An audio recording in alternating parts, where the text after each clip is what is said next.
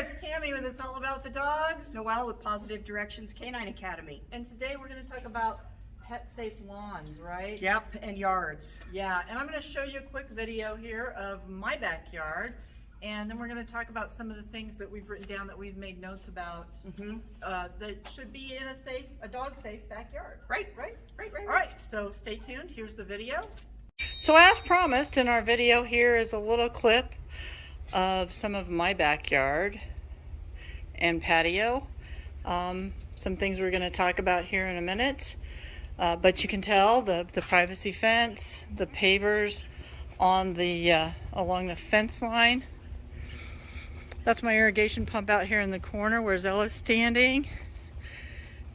And this area over here is kind of a racetrack for the dogs to play in. They love this area as well. As you can see, I have a number of plants on my patio, a little barbecue, and the picket fence to keep them out of the RV parking area where my other cars are parked. So that's a little bit about my backyard, and let's talk about some of the things that we see in this. Okay, great. So there were some things in my backyard that are dog safe, dog friendly. Yep. One of the things that I wanted to point out, as you all saw, is I have 18-inch paving stones around the privacy fence. Because it didn't know, well, I did this before the setters, but setters tend to sometimes dig to China. Yep. They like to dig holes. And there's lots of breeds out there that like to dig holes, especially in the summertime, because they dig down to where there's cool earth, and they lay in it, and it helps cool them off. Which is fine, but not next to a fence, because you don't want them going out and under the fence. Yep. So I have a little sidewalk all around the backyard that and oddly enough, they like that because they make the trail, and it doesn't wear a hole in your grass either when you do that. Otherwise, you have a little racetrack around the backyard. So that's one thing. Another thing that I have my irrigation pump covered. That's perfect. You know, there's lots of things that go into an irrigation pump. Filters, there's electricity, yeah. Yeah, and so you don't want your dogs chewing on that kind of stuff. So it's best to keep it covered, and using a dog igloo is fantastic. That's what I've They're got. lightweight, they're easy to lift off, so you can do whatever you need to do, and then you can cover it back up again. I went one step further. I've got a little bit of chicken wire over it because Lucy tends to try to get in there anyway. The setters can't quite get through there because the hole's smaller, but if you've got a dog that can get in there, you might want to cover the front of it so they can't get in there. Yep. And there's also other reasons to cover up irrigation. Now, I don't have an open line, but what if you have an open irrigation line or an irrigation pond or something in your yard? Yeah, exactly. Some houses have like this little, what do I want to call it, like a moat? A little retention thing, yeah. That the irrigation water flows through, and dogs love to get into the water. Because it's cool. It's cool, and there's, it's there to drink, and it's all that great stuff. But there's a lot of things that live in that kind of water that you may not want your dog drinking. Right. Yeah, and you can make them really sick if they do get into some stuff out there. And some of the more common things that are carried in that type of water would be Giardia. And Giardia is incredibly hard to get rid of. Your dog needs to be on medication, then they need to be tested to make sure that everything's clear. It can be life-threatening. And it can be, absolutely. Yeah. And it's something that they can pass on to you. Yes. So even though you may not be out there drinking that water, if your dog drinks it and then they lick themselves and then you pet them, you're going to end up with some of those on your hands, especially if you go in to make a sandwich without washing your hands. Right. And let's face it, we all do that. Just saying. Yeah. No, nobody's. Yeah, don't tell me you haven't. Yeah. I was gonna say there's a lot of that. And they can make each other sick. You've got multiple dogs, that could be a really big deal. And there's other things that are in the water that you don't necessarily want your dogs to get into. So covering your ditch up, maybe with some chicken wire or some kind of a covering to keep them out of it, because you really don't want them in irrigation water, especially out here in the West. Another thing along that same lines is a swimming pool, because sometimes I set up a little kiddie pool for the dogs out, and they have a little area that's dirt. But you don't want the water to sit. No, you don't. So they've got some really cool things. I was on Amazon the other day, and we'll put some links to this stuff. But they have like a little splash pad, and you hook your hose up to it, and it's got Oh, water fun. poured on top of it, I like and that. the dogs can run through it. Nice. And so when you shut it off, you just kind of shake it out, and you don't have standing water in your backyard. Nice. So I thought that was really kind of a cool thing. And make sure you use your house water and not your ditch water for Yeah. that, because you don't want them muddy and nasty and for the same reasons getting into stuff they shouldn't be drinking. And if you do set up a kiddie pool, which, you know, I have one, they like it, but we have to drain it, you know, every couple of days, because if you get standing water, you're gonna have mosquitoes. You're gonna have Algae. different things growing in it. Yes, that you will. shouldn't be good for them. Yep. So make sure if you do that, you wanna, Take it off. yeah. And I think probably one of the most important things that we need to talk about is the different types of plants and stuff that you put in your yard. Right, yes, and we have a little list here. Yeah. And you're gonna see on my patio, I do have a geranium. Oh, my bad. But they leave it alone. That's good. So, and from what I've read, dogs will not mess with geraniums.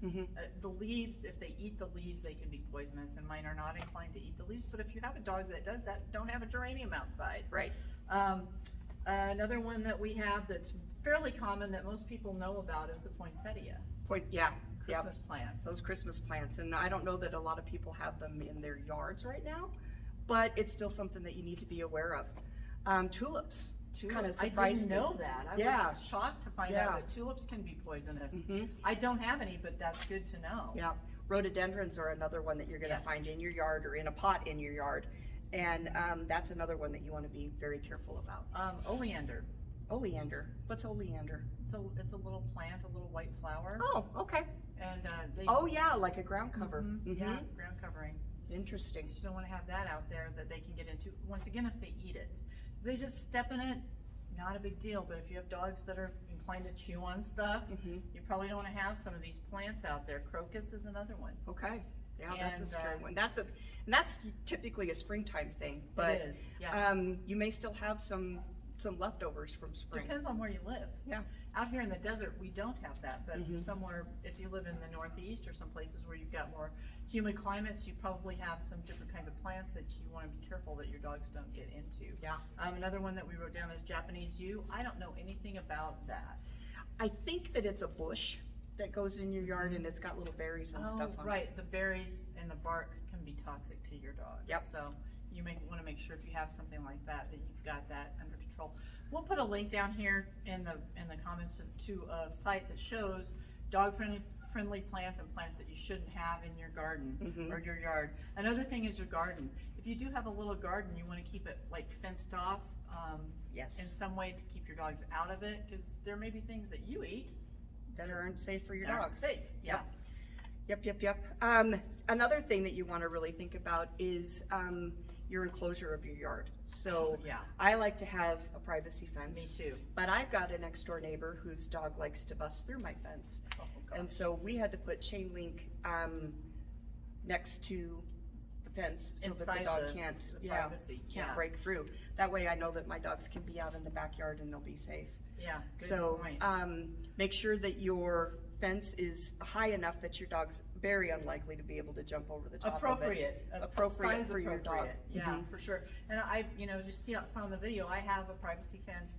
I also have gates. I have a gate on one side that is just a walk-through gate. I have that bolted and padlocked from the inside. Perfect. So if someone wants to come in, they cannot unless I open it from the inside. So it's padlocked, it's locked. It's very, Right. secure. On the other side is a driveway where I have another car that I park out there, and it's also got a chain and a padlock, so nobody can get back there and let them out. Right.